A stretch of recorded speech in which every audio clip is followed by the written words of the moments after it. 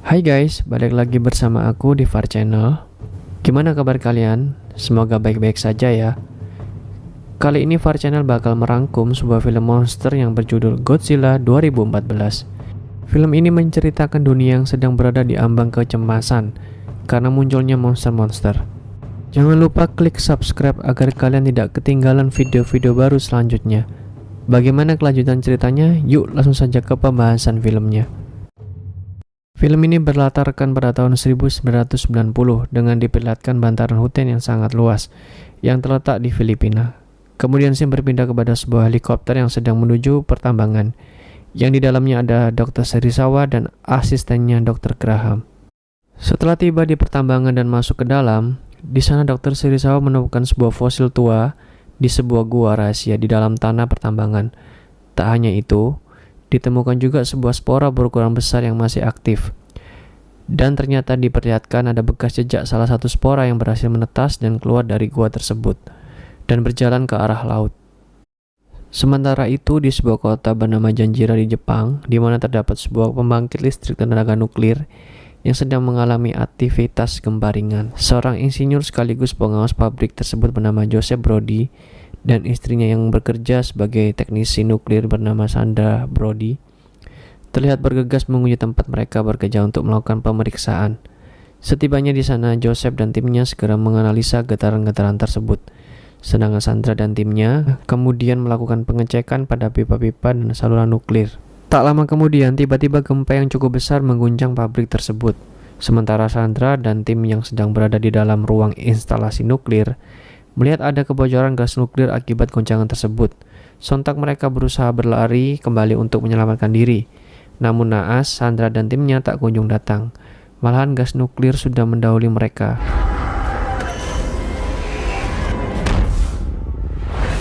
Tak lama guncangan semakin hebat hingga mengakibatkan pabrik tersebut rusak.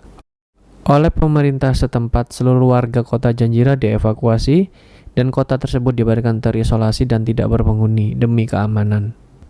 15 tahun setelah kejadian tersebut, Ford Brody yang sudah dewasa diceritakan menjadi tentara angkatan darat Amerika Serikat sebagai spesialis penjinak bom. Ford diceritakan tinggal di San Francisco bersama istrinya yang bekerja sebagai perawat di rumah sakit bernama Elle dan anaknya yang bernama Sam. Baru saja Ford pulang di rumahnya dan melepas rindu dengan sang istri, tiba-tiba saja Ford mendapat sebuah telepon dari konsulat di Jepang yang mengatakan bahwa ayahnya Joseph telah ditangkap karena berusaha masuk ke kota Janjira tanpa izin. Tak lama Ford segera pergi ke Jepang dan menebus ayahnya keluar dari penjara. Setelah sampai di rumah Joseph, terjadi perdebatan di antara mereka keduanya. Joseph mengatakan bahwa kejadian di pabriknya itu bukan karena gempa. Singkat cerita, Joseph berhasil meyakinkan si Ford, sehingga Ford ikut bersamanya pergi ke Janjira. Di Janjira mereka menemukan bahwa udara di sana benar-benar aman dan bebas dari radiasi. Kemudian mereka mengunjungi rumah lama mereka yang sudah lama rusak dan usang. Di sana Joseph berhasil menemukan disket-disket miliknya yang berisi penelitian dan teori miliknya yang membuktikan bahwa Joseph benar. Setelah mereka keluar, mereka melihat bahwa anehnya pembangkit listrik tenaga nuklir tempat Joseph dulu bekerja kini sudah beroperasi kembali. Tiba-tiba saja ada mobil petugas keamanan yang datang dan menemukan mereka berdua, sehingga dibawanya lah mereka ke tempat pembangkit listrik tersebut. Pembangkit listrik di sana telah berubah menjadi tempat semacam riset dan laboratorium untuk meneliti spora raksasa yang aktif yang mirip ditemukan Dr. Serizawa di Filipina. Sementara itu, di sana Joseph dikeluarkan dari mobil dan diinterogasi, sedangkan Ford masih dibiarkan di dalam mobil dengan posisi terkunci. Dr. Serizawa dan asistennya tampak mendekati ruang interogasi dan mendengarkan penjelasan Joseph bahwa getaran yang dirasakan dari bawah pembangkit listrik tersebut berasal dari gelombang elektromagnetik yang dihasilkan oleh spora tersebut yang telah menyerap radiasi nuklir. Kemudian dengan tiba-tiba terjadi gempa kembali dan spora tersebut tampak menetas dan keluarlah sosok monster raksasa. Monster tersebut merusak fasilitas yang ada di sana dan menimbulkan banyak orang-orang yang luka, termasuk Joseph sendiri. Setelah monster itu pergi, esoknya pihak militer Amerika hendak membawa Dr. Serizawa dan asistennya ke pangkalan mereka. Namun Dr. Serizawa menunjuk ke arah Ford dan Joseph untuk dibawa ikut serta untuk dimintai keterangan lebih lanjut. Selama di perjalanan tersebut, Joseph meninggal dunia karena luka yang dideritanya cukup parah. Tak lama sampainya di kapal induk Amerika yang bernama USS Saratoga, Dr. Serizawa dan Dr. Graham bertemu dengan Laksamana William Stans yang memiliki tujuan yang sama, mengejar dan mencari tahu monster tersebut yang diberi nama Muto. Pada kesempatan itu, di hadapan Laksamana, Dr. Serizawa mengatakan bahwa dirinya adalah bagian dari organisasi bernama Monarch yang sudah lama meneliti keberadaan monster-monster tersebut. Ia juga menjelaskan bahwa ada puluhan tahun lalu seekor makhluk yang diberi nama Gojira terbangun karena tes kapal selam milik Amerika, yang akhirnya berusaha diledakkan oleh Amerika dan Rusia dengan dialihkan percobaan bom atom. Dr. Serizawa juga menjelaskan tentang penemuannya mengenai spora yang masih aktif di Filipina. Setelah diteliti oleh Monarch, ternyata makhluk yang sporanya telah menetas tersebut berhasil ke Jepang dan selama ini berada di bawah pembangkit listrik nuklir tersebut dan menyerap energi sehingga menjadi besar. Cerita berlanjut di sebuah hutan di Hawaii di mana ada beberapa pasukan tentara angkatan laut Amerika Serikat yang sedang ditugaskan untuk mencari sisa-sisa kapal selam milik Rusia yang dikabarkan telah hilang setelah ada serangan. Melihat dirinya bakal ada ancaman, Muto mengeluarkan kekuatannya yaitu gelombang elektromagnetik yang keluar dari kakinya, sehingga mengakibatkan semua benda elektronik mati. Scene beralih kepada sebuah pantai di Hawaii di mana ombak tsunami besar datang dan menghantam pesisir pantai hingga memasuki kota. Ombak tersebut berasal dari Godzilla yang ternyata juga datang ke Hawaii. Monster Muto telah memporak-porandakan bandara di Honolulu. Kemudian tak lama muncullah Godzilla di hadapannya dan keduanya bertarung hebat. Namun si Muto yang bisa terbang segera melarikan diri dari Godzilla. Tak berselang lama, diceritakan bahwa pihak militer sedang mengikuti Godzilla yang sedang berenang dari dalam air untuk mengejar keberadaan si Muto tersebut. Dr. Serizawa mengatakan bahwa Godzilla merasa terganggu oleh sinyal yang dikirim oleh Muto ke sebuah lokasi yang berada di Nevada, Amerika Serikat. Ternyata di Nevada ada salah satu tempat pembuangan nuklir dan salah satu Muto yang dewasa mengarah ke sana. Setelah tim militer memeriksa lokasi tersebut, maka nampaklah ruang yang sudah hancur karena ulah si Muto. Muto yang lebih besar ini ternyata berjenis kelamin betina dan tidak dapat terbang, sedangkan Muto yang pertama tadi adalah pejantan dan bisa terbang. Kedua Muto ini berencana bereproduksi di kota San Francisco. Kemudian Laksamana memiliki ide untuk memancing kedua Muto ini melalui bom nuklir yang dipasang di sebuah kapal dan harapan kedua Muto tersebut meledak dan hancur bersama bom tersebut. Namun Dr. Serizawa berpendapat hanya Godzilla yang dapat menghancurkan kedua Muto ini.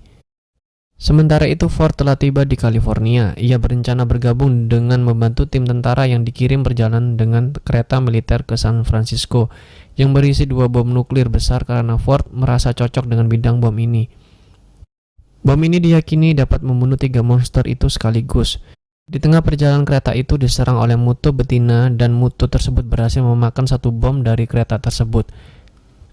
Keesokan harinya, diketahui bahwa tersisa Ford yang selamat dari serangan Muto itu. Kemudian 1 bom yang tersisa dibawa oleh sebuah helikopter menuju San Francisco.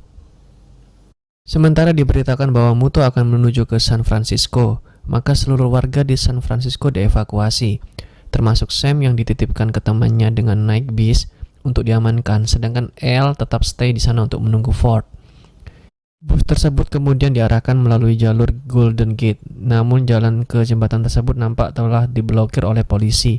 Tiba-tiba saja muncul Godzilla di dekat jembatan dari permukaan air. Sontak tentara dan polisi menembakinya. Hal itu membuat Godzilla melarikan diri dengan menghancurkan jembatan tersebut.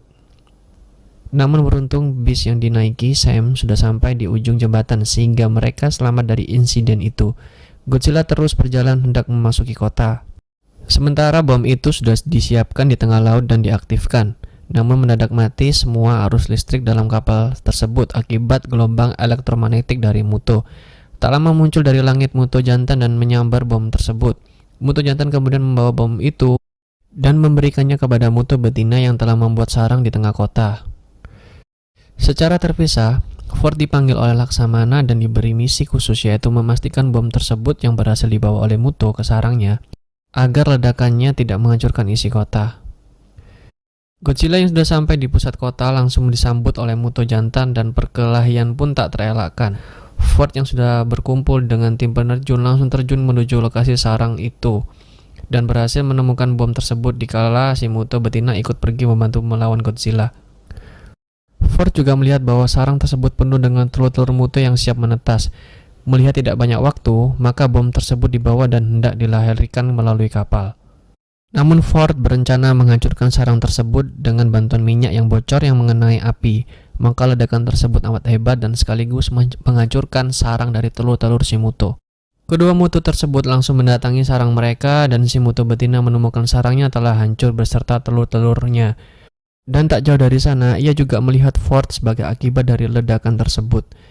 Ketika muto betina hendak mendekati Ford, tiba-tiba Godzilla muncul dan menyemburkan awas atom melalui mulutnya. Sementara itu, muto jantan ikut menyerang Godzilla kembali, namun berhasil dibunuh oleh Godzilla dengan menancapkan pada sebuah gedung dengan menggunakan ekornya. Namun gedung tersebut ikut ambruk dan menindih Godzilla hingga terjatuh. Godzilla sempat melihat Ford yang sedang berusaha kabur ke arah dermaga. Tak lama kemudian, muto betina berhasil bangkit lagi dan mengejar kapal yang membawa bom tersebut dan menghancurkan tentara-tentara di dermaga. Ford kemudian menemukan sebuah kapal dan berusaha untuk kabur dari sana. Namun muto betina berhasil menghentikan kapalnya dan mendekati si Ford. Dalam kondisi terjepit, Ford ingin menembaki si muto betina dengan pistolnya. Godzilla muncul dan menggigit leher muto betina itu. Dan tanpa berlama-lama, Godzilla menyemburkan nafas atomnya dan mengenai mulut si muto, dan akhirnya berhasil membunuh si muto. Namun Godzilla yang tampak kelelahan ikut ambruk di tengah kota San Francisco. Bersama dengan itu, Ford juga tak sadarkan diri di kapal tersebut, hingga diselamatkan oleh tim SAR sebelum akhirnya bom tersebut meledak di lautan. Keesokan harinya, setelah semua kekacauan yang terjadi, akhirnya Ford bisa bertemu kembali dengan Elle, istrinya dan anaknya Sam. Banyak orang-orang yang juga menyaksikan Godzilla yang tidak bergerak lagi sempat mengira bahwa Godzilla sudah mati. Namun kabar gembiranya, tak berselang lama Godzilla kembali berhasil membuka matanya dan bangun. Godzilla meraung dengan cukup keras sebelum akhirnya dia berenang dan kembali ke dasar lautan. Dan cerita pun selesai. Oke guys, cukup untuk sekian. See you di video-video baru selanjutnya. Dah.